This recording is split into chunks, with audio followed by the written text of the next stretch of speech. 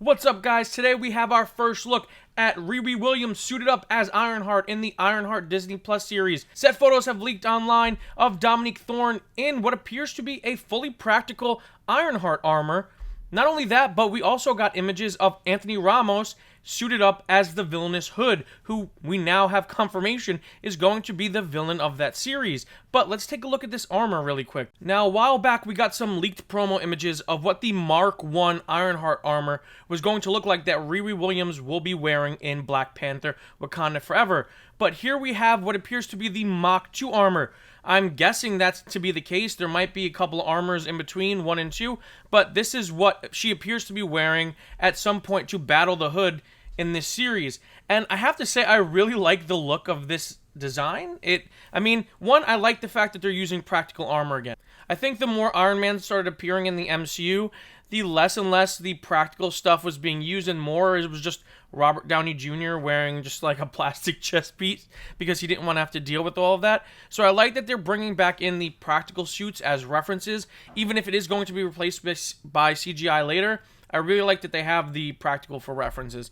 The second thing I noticed right away is that this suit is very reminiscent of RiRi Williams' first armor in the comics. It's very bulky. It has that big, massy look that the first armor she has in the comics has. It's also almost silver. It has a silver-red coloring to it, which her first armor was silver. And I like how she's kind of going bigger before she slims it down and starts wearing the more traditional Ironheart look that we know her to have in the comic books.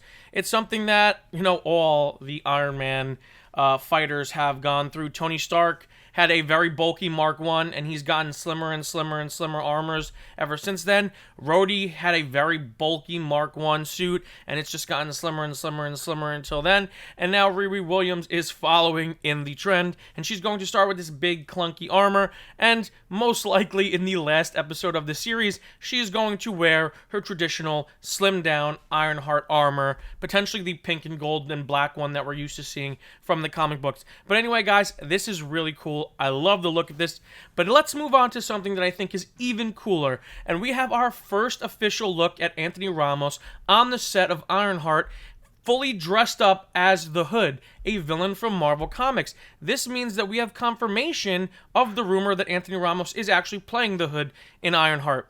For those of you that don't know a lot about the Hood, he's essentially a guy named Parker Robbins. When he was growing up, he witnessed a battle between Daredevil and Electro that Electro just happened to win. So that image of the villain winning and escaping has always stuck with the character.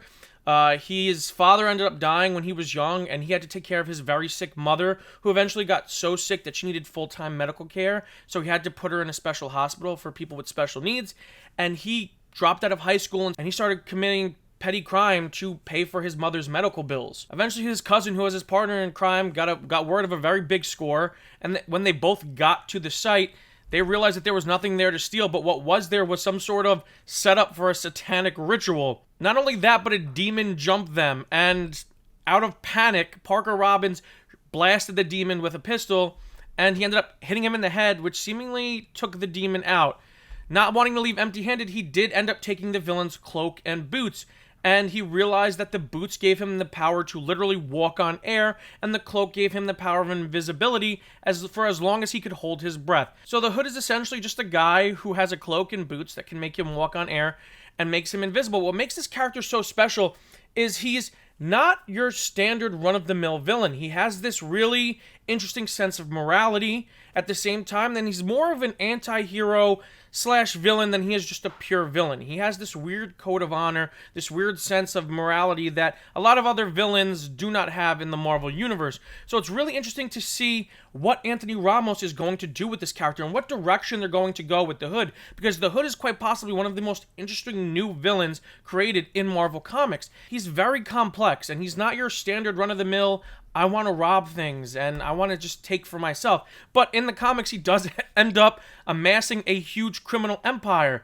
So I'm wondering if this series will show us the rise to power of the Hood, and I hope this is not just a one-off appearance of him. Saying all that, it's actually awesome the translation between comic to screen, this is essentially exactly what the hood looks like in the comic books, and it's so great to see that them just going for it with the character design, because again, simplicity is key when it comes to the hood. He's just a guy who wears regular clothes with a hood over it and boots, and that's exactly what this looks like. So that's really cool. I'm glad they kept it simple. I'm glad they kept all of this in there.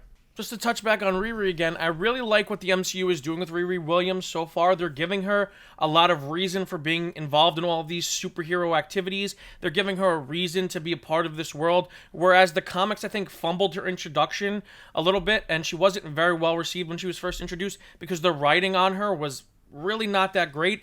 She really became an amazing character when she had her own comic series and creative team shifted away from the Brian Michael Bendis stuff. So I really like what the MCU is doing so far. We're going to introduce her in Wakanda Forever. She's going to be a part of this Wakandan research team.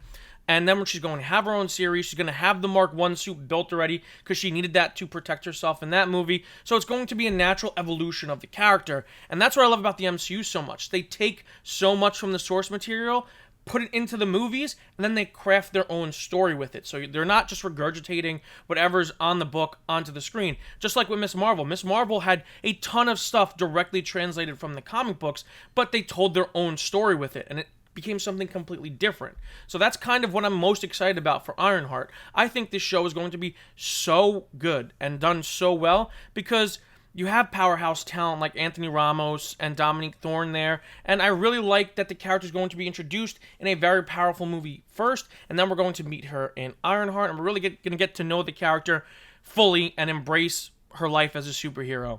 But what do you guys think about these set picks from Ironheart? Let me know in the comments down below your thoughts. If you're new to the channel, make sure to subscribe and hit the notification bell to stay up to date on all of our latest content. Give the video a big thumbs up if you like it, and until next time, guys, stay versed.